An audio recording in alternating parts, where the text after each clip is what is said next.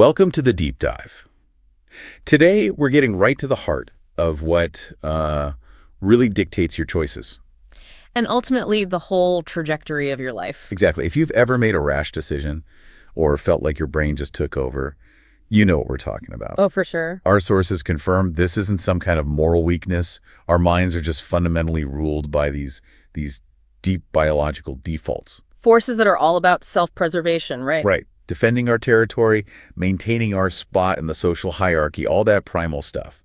And these aren't tendencies you can just wish away with willpower in the morning. No. In fact, that idea of relying on pure willpower, that's kind of a trick that defaults play because willpower, it's finite, it runs out. So the mission for this deep dive isn't to somehow eradicate these powerful, wild tendencies. No, you can't. It's to harness them.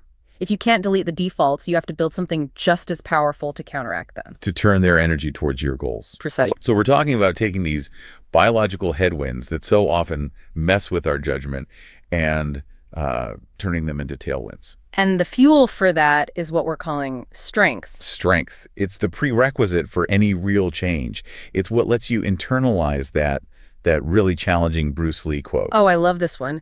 Criticizing others is easier than coming to know yourself. Is that true? And if we want to build that kind of strength, we have to start with, well, the most reliable physical law there is.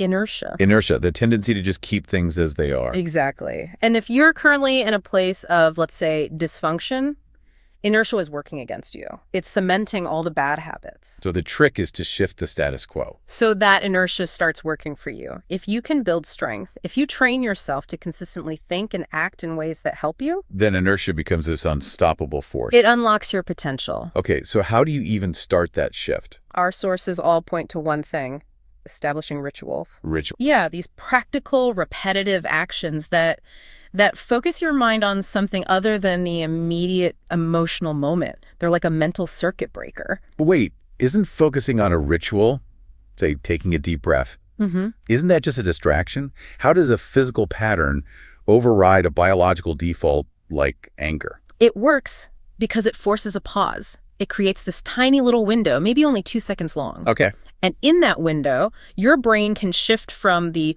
automatic fear-driven part, the limbic system, to the deliberate judgment part, the prefrontal cortex. So that tiny delay is like a neurological bypass. That's it. That makes perfect sense. And you see it everywhere in high-stakes performance, especially where temperament is everything. Like in a work meeting. Yeah, a contentious work meeting. Someone slights you, and the default is to immediately attack or defend. But if you have a ritual, even a simple one, like just pausing and taking a slow, deep breath. You create that critical space. Right.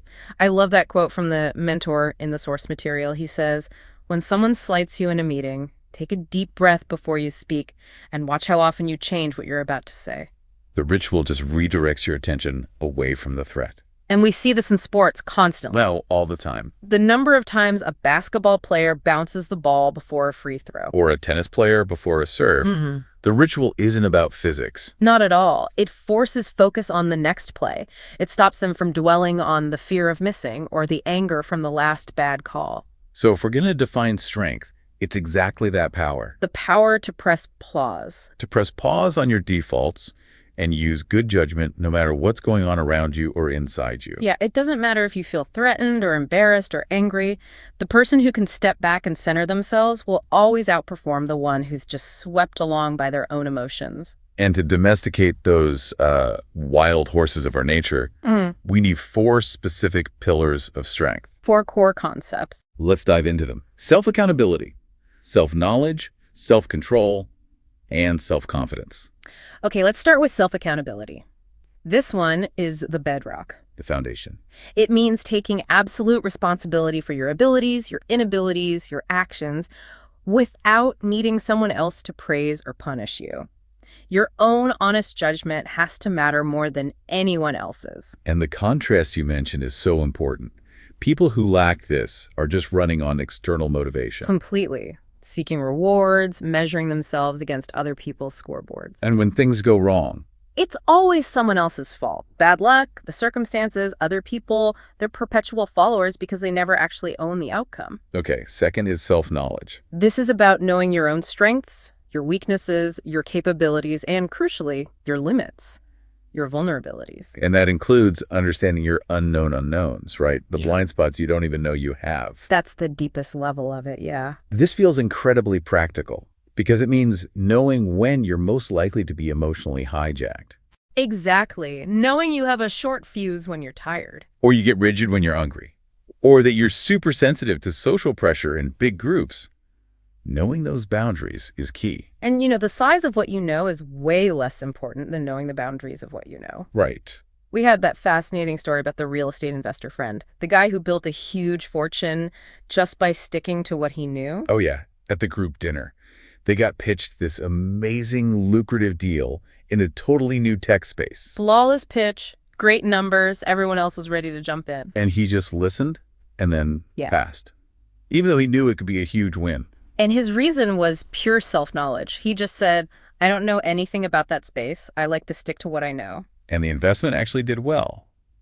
But he didn't regret it. Not for a second. Because he understood that chasing profit outside his expertise was a catastrophic, unquantifiable risk. The strength to say no to something that looks great because it's outside your circle of competence, that is monumental. Okay, third pillar, self-control. This is the practical mastery of your fears and desires. It's the difference between being a cork bobbing on the waves and grabbing the helm to steer the ship. That's it. Self-control is about creating space for reason to show up.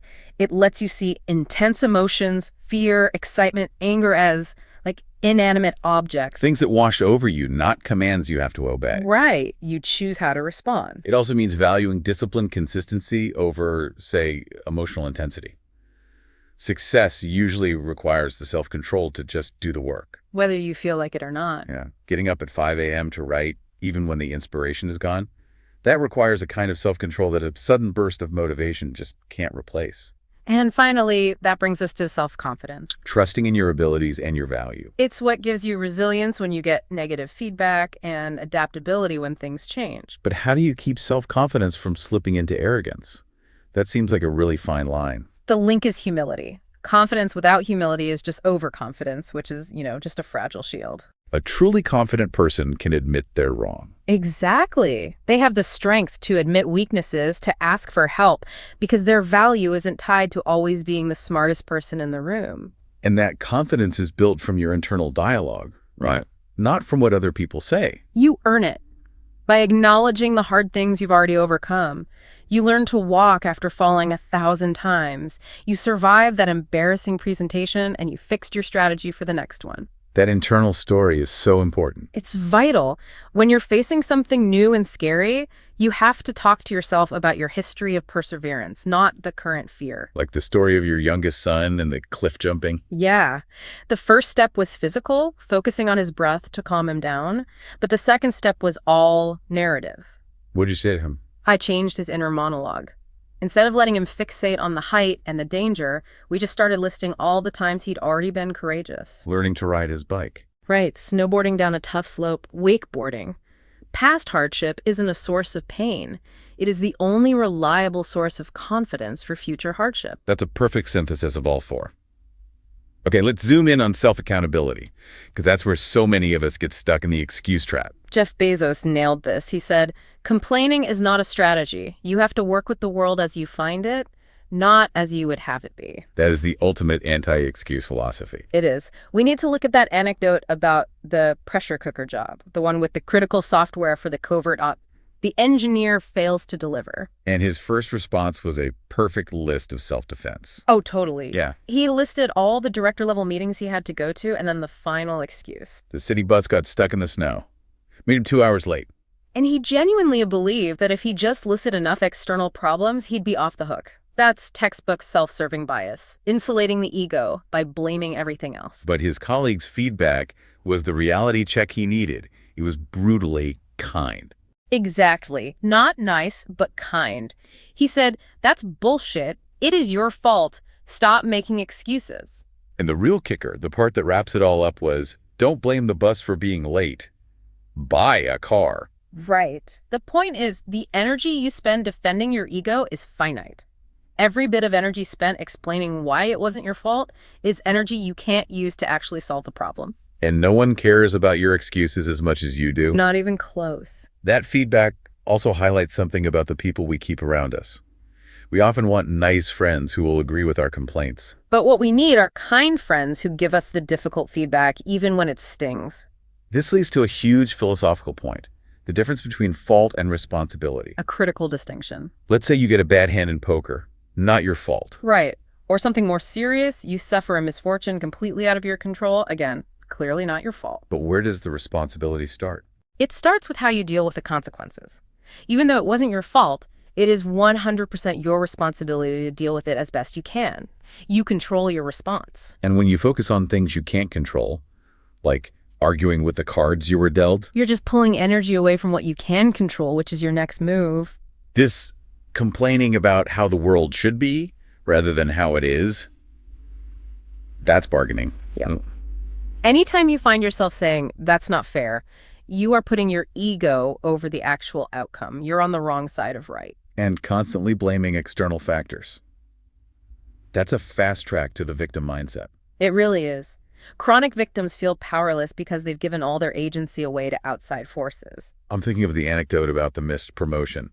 The mentor's hard truth was just devastatingly simple. You're refusing to accept something that already happened. You can't argue with it. Accepting reality is always the first, most painful step toward changing yourself. You just have to focus on the next move. And before you act, you have to ask yourself that one actionable question. Will this action make the future easier or harder? That's it. Strength means choosing the harder truth now for an easier future. So building this internal strength starts by consciously raising your standards. We just unconsciously absorb the standards of the people around us. Absolutely. If you surround yourself with average, you just drift towards average yourself. Excellence demands excellence. I mean, look at the New England Patriots under Bill Belichick. He sent Darrelle Revis a once-in-a-generation talent home for being a few minutes late. Why? Because the standard had to apply to everyone, no exceptions. That's how you build a culture. That's tough, though, especially when you're dealing with smart people who just have low standards. The ones who turn in a half-baked draft expecting you to fix it. It's a kind of intellectual laziness, and that's where the Henry Kissinger technique is so brilliant. Oh, right. The staffer submits a terrible draft. A clearly rushed job. And Kissinger doesn't yell, he doesn't mark it up with a red pen, he just hands it back and asks. Is this your best work? That's all. The simple, repeated question forced the staffer to internalize a new, higher standard. Kissinger never had that problem with him again. So if we can't work with these masters directly, how do we raise the bar for ourselves? You have to choose exemplars. People who model an exemplary way of being, who show you what's actually possible. Which brings us to the idea of a personal board of directors. A concept from Jim Collins. And it's not just a list of your heroes. It's a curated group of people, living, dead, even fictional. Chosen specifically for their skills, their values, their character. They're your North Star. And you have to select them based on their standards. For example, you should absolutely have someone like Charlie Munger on that board. His standard for having an opinion is just legendary. It is. I never allow myself to have an opinion on anything unless I know the other side's argument better than they do. That forces such rigorous self-accountability and self-knowledge. It forces you to earn your confidence through deep work. It's a system designed to fight against the lazy default of just looking for evidence that you're already right. But it's not enough just to pick them. You have to practice imitating them. You have to. As Aristotle said, we become builders by building.